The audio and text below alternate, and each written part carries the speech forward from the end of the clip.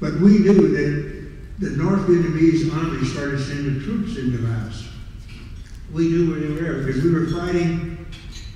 If we fought against the communist Lao troops, because one day I was up, and this was actually the Lao army was trying to hold the road going into Vientiane.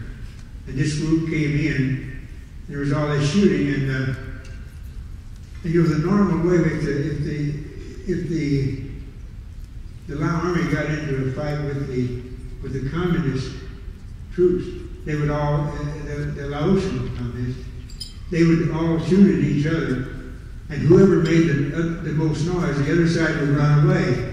You know, that was the way. But this time they didn't run away. You knew that this was the North Vietnamese troops because they fought entirely different. They would charge right up the hill. They didn't care who got killed. So we knew the North Vietnamese were there, and so I had an order from Washington that told me that you must capture a North Vietnamese soldier. So I went up country, everywhere, looked at where they were.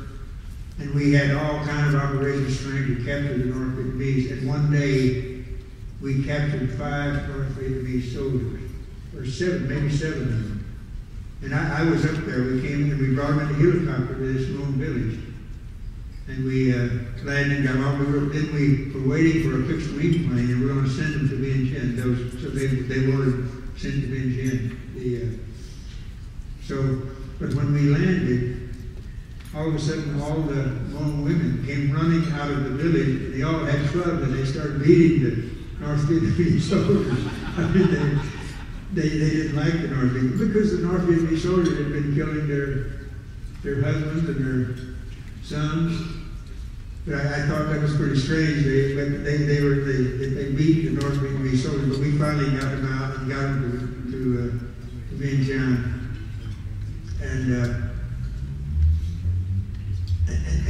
But everything always went extremely well because the Hmong did a great job. And all of this went on for a long time. I was up there for a long time. And the Hmong were the most reliable military force in Laos. So everybody, I mean, even the Laotians, you never hardly saw any Laotian troops fighting anywhere. They stayed in Vientiane.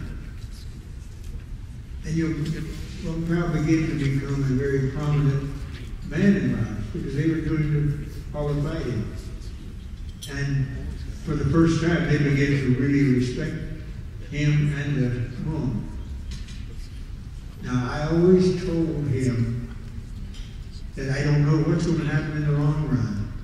So I think you should send a lot of Hmong people from here, soldiers and families, if possible, to Sai Buri province.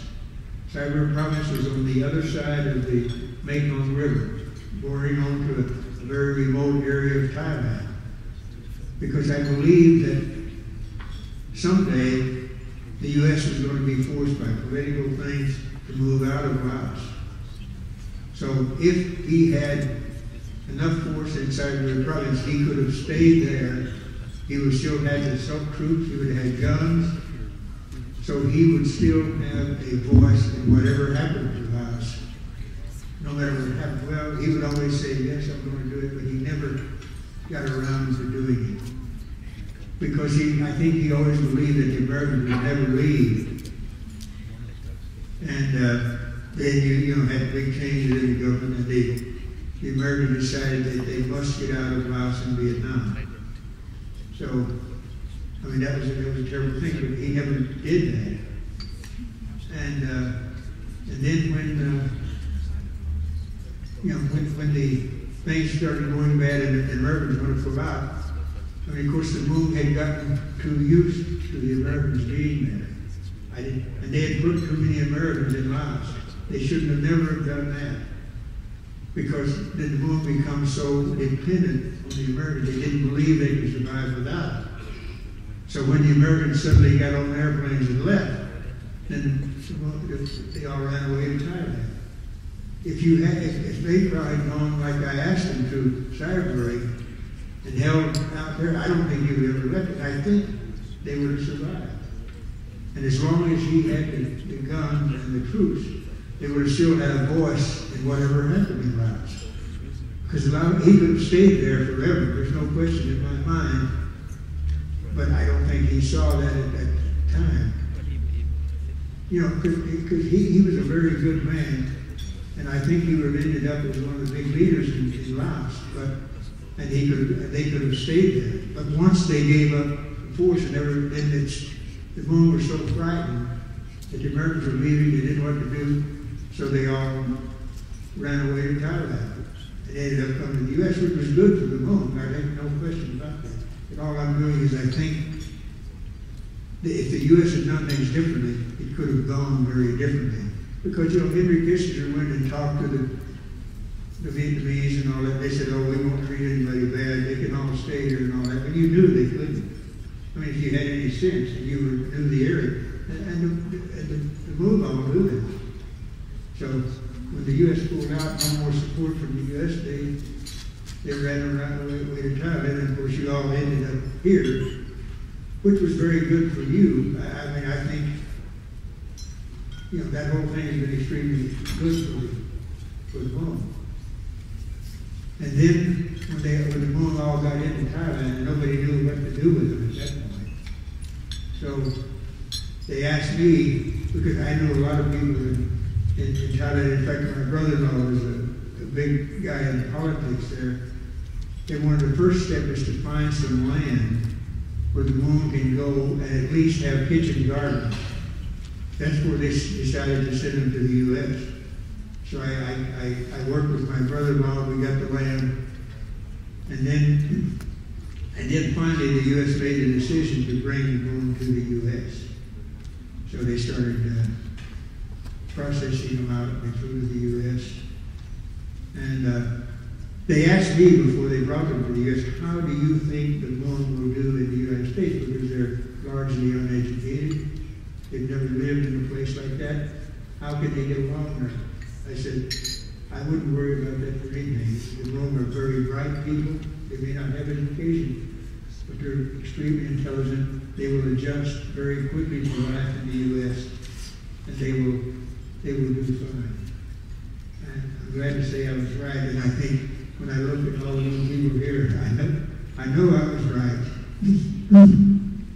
Because you've done so well here. You're all useful American citizens. So I think it became a great advantage for the U.S. to have it. And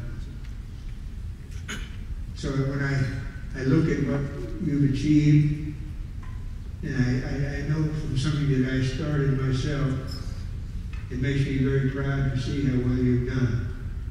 It's I'm getting pretty old now. I'm 85, almost 86. And it's very pleasant to see that this is one of the great things that I have accomplished in my life. And I will never forget it. You've always been extremely gracious to me, so I also thank you very much for that. And I hope sincerely that life remains very good for the Hmong in the U.S. And I'm sure it will, because you're very intelligent people who learn how to become a part of the community, which you're doing right here. And I think you will always remember this as a great story in the history of the Hmong. Thank you.